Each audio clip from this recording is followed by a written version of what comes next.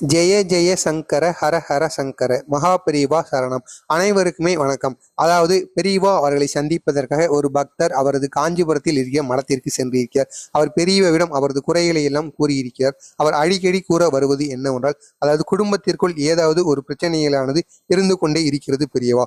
ஒன்று, எனது குழந்தைகளுக்குள் ஏதாவது சண்டை வந்து விடுகிறது. எனது குழந்தைகளால் எனது மனைவிக்கும் எனக்கும் இடையில் ஏகப்பட்ட சண்டைகள் வந்து விடுகிறது பெரியவா. இதனால் அது பெரிய பிரச்சனைகளாக ஆகிவிடுகிறது என்பது போல பெரியவரிடம் ஒரு பக்தர் வந்து கூறியிருக்கிறார். எனது வாழ்வில் இருக்கிற பிரச்சனையை விட எனது குடும்பத்தில் இருக்கிற பிரச்சனைகள் அதிகமாக இருக்கிறது. நாங்களும் எவ்வளவுதான் சண்டை போடக்கூடாது என்று நினைத்தாலும் எப்படியாவது பிரச்சனையானது எங்கள் இருவருக்குள் வந்து விடுகிறது என்று அந்த ஒரு பக்தர் வந்து பெரியவாவிடம் கூறியிருக்கிறார். இதை கேட்ட பெரியவா அவர்கள், அதாவது எல்லார் வாழ்க்கையிலுமே பிரச்சனை வந்து இருக்கத்தான் செய்யும், அதிலும் இந்த குடும்ப பிரச்சனை நீ சொல்லவே வேண்டாம், எல்லாத்துக்குமே இருக்கத்தான் செய்யும். அது மட்டும் அல்லாமல் நீ குழந்தைகளால் பிரச்சனை வருகிறது என்று கூறினாய் அல்லவா, அதற்கும் அது மட்டும் அல்லாமல் உனக்கு பிரச்சனைகளை இல்லாமல் இருப்பதற்கு நான் ஒரு பரிகாரத்தை சொல்கிறேன். அதை நீ மறக்காமல் வாரம் ஒரு முறையாவது இவ்வாறு செய்து வா.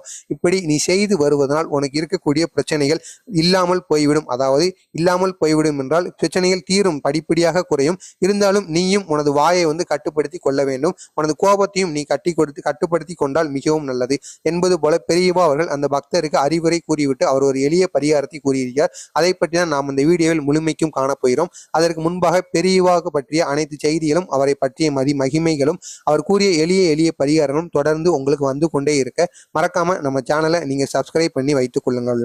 அதாவது அந்த எளிய பரிகாரம் என்னவென்றால், தேங்காயை வைத்துதான் அந்த எளிய பரிகாரத்தை வந்து நீங்கள் செய்ய வேண்டும். அதாவது வாரத்தில் ஒரு நாள் ஞாயிற்றுக்கிழமையோ அல்லது செவ்வாய்க்கிழமையோ நீங்கள் வந்து எடுத்துக்கொள்ள வேண்டுமாங்க.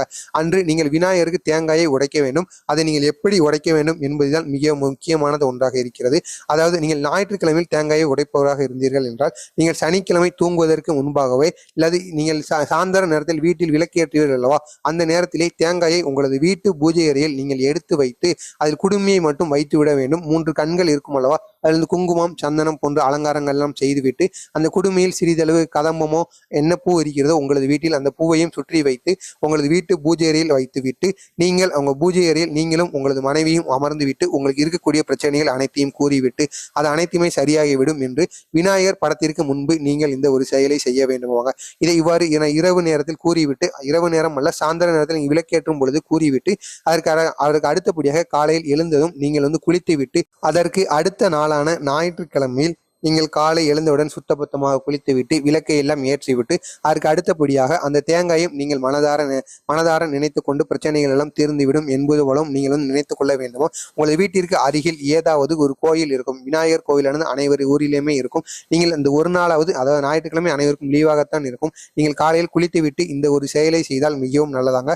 அதாவது ஞாயிற்றுக்கிழமை செய்ய முடியாதவர்கள் செவ்வாய்க்கிழமையும் செய்யலாம். நான் ஞாயிற்றுக்கிழமை கறி சாப்பிடுவேன் என்பது போல நீங்கள் கூறினீர்கள் என்றால் செவ்வாய்க்கிழமையும் நீங்கள் இந்த ஒரு பரிகாரத்தை செய்யலாம். அதற்கு நீங்கள் திங்கட்கிழமை சாயந்தர நேரத்தில் இதை போன்று நீங்கள் செய்ய வேண்டும். விநாயகர் கோவிலுக்கு சென்று விநாயகரை 3 முறைகள் சுற்றி விட்டு அதுக்கு அப்புறமாக உங்களது வலதுபுறமும் 3 புறம் உங்களது இடதுபுறம் 3 புறம் உங்கள் தேங்காயை வைத்து உங்களது தேங்காயை கொண்டு உங்களது தலையை வந்து வலதுபுறத்திலிருந்து 3 புறமும் இடதுபுறத்திலிருந்து 3 புறமும் இவ்வாறு சுத்தி விட்டு அதுக்கப்புறமாக விநாயகரிடமும் நீங்கள் வேண்டிவிட்டு பிரச்சனைகள் தீரும் என்பது போல நீங்கள் வேண்டிவிட்டு அதுக்கப்புறமா விநாயகருக்கு இந்த ஒரு தேங்காயை நீங்கள் உடைக்க வேண்டும். இதே போன்று வாரத்திற்கு ஒரு முறை நீங்கள் உடைப்பதனால் விநாயகர் உங்களுக்கு இருக்கக்கூடிய அனைத்து பிரச்சனையும் நீக்கி விடுவாராங்க. அது பிரச்சனைகள் நீக்கக்கூடிய முதன்மை கடவுளாக விநாயகர் தான் விளங்கி கொண்டிருக்கிறார். மறக்காமல் இந்த ஒரு பரிகாரத்தை மட்டும் நீங்கள் விநாயகருக்கு செய்து வாருங்கள். உங்களது வாழ்க்கையில் பிரச்சனைகள் படிப்படியாக குறைவதற்கு அதிகப்படியான வாய்ப்புகள் இருக்கலாம். முடிந்தவரை இந்த வீடியோவை 4 பேருக்கு ஷேர் பண்ணி அவர்களையும் இது செய்து வர சொல்லுங்கள். ஏதோ உங்களால் முடிந்த ஒரு சிறிய உதவியாக அவர்களுக்கு இருக்கட்டும்.